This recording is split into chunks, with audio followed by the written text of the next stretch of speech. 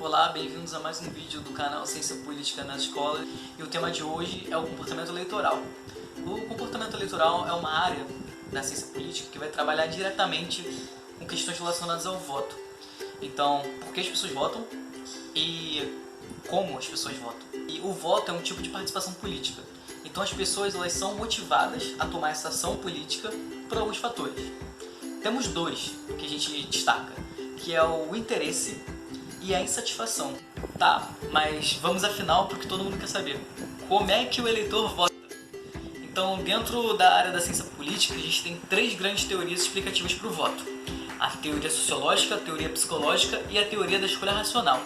A teoria sociológica, como o nome já diz, ela vai apontar que fatores socioeconômicos acabam por influenciar o próprio eleitor, nos mais diversos aspectos.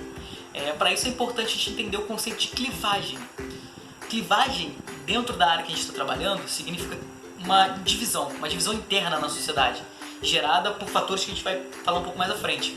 Mas elas faz com que haja um embate interno dentro da sociedade e que se gerem, portanto, fatores, valores, na verdade, através desse fator, valores diferenciados dependendo de um grupo.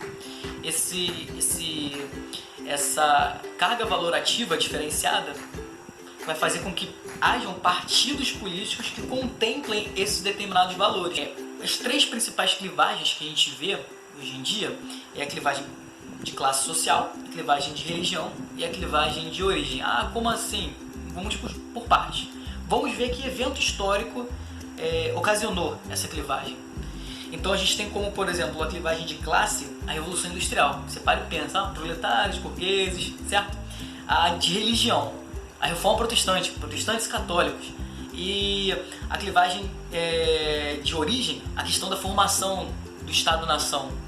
Então, a partir desses determinados momentos históricos, a gente vê que há a presença dessas clivagens que ocorrem, gerando diferentes valores, com diferentes partidos para representar esses valores. E é interessante a gente ver como na contemporaneidade essas clivagens elas vão se alterando, recebendo novas roupagens, né?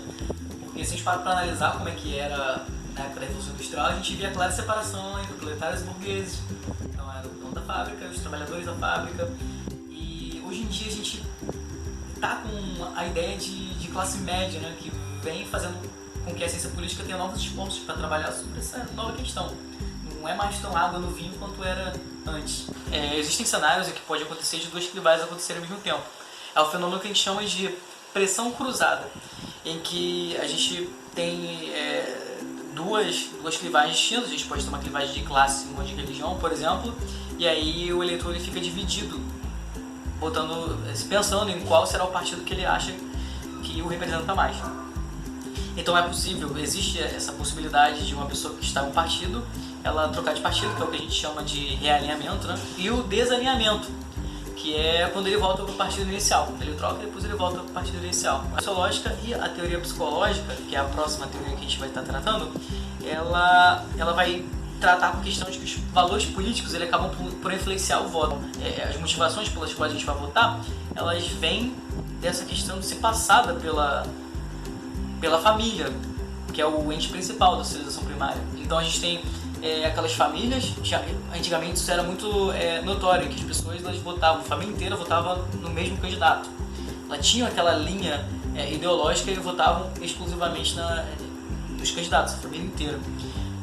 E aí depois vem a socialização secundária com as escolas, com a mídia também tem um papel fundamental, que são essas outras formas que os indivíduos eles acabam adequando, né, para formular esse caldo que vai virar a ideologia deles.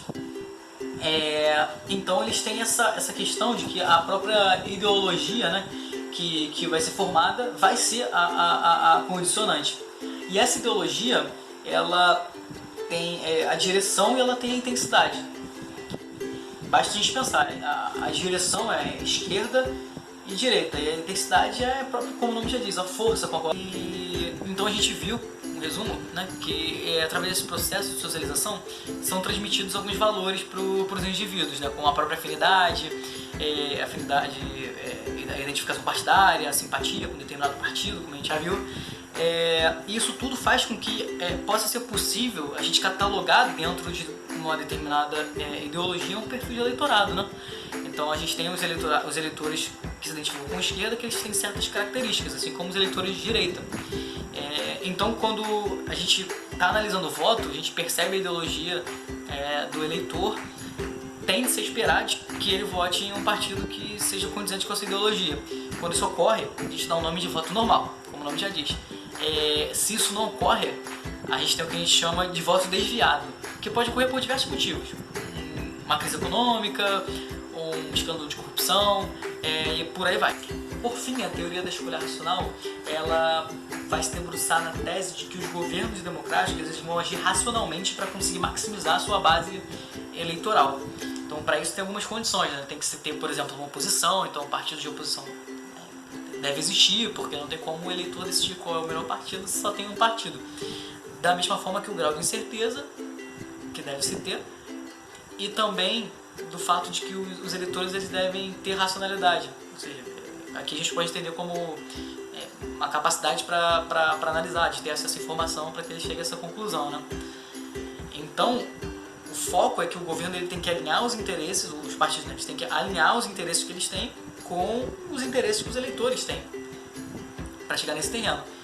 E o que o eleitor faz é justamente isso. Ele vai olhar os partidos e vai votar de acordo com a capacidade que esses partidos têm de maximizar os seus ganhos pessoais, os seus interesses pessoais. Então ele vai levar em consideração aspectos de bem-estar social e de bem-estar econômico. Por exemplo, são três que são destacados, né? O diferencial partidário. Então, dentre todos os partidos que tem, qual deles vai poder promover o melhor ganho para ele? Ele vai se fazer essa pergunta, vai responder e votar nesse partido. Da mesma forma que tem o fator tendencial, então ele vai ver como desenrolar, né, conforme o processo vai rolando, e vai ver se esse partido está satisfazendo ele ou não. Até chegar no terceiro ponto, que é a avaliação de governo. Ele vai agir como se fosse um juiz, né, em que ele vai punir, não votando novamente nos candidatos que na opinião dele fizeram um governo ruim, e vai premiar com a reeleição os candidatos que ele julgou que fez um governo bom.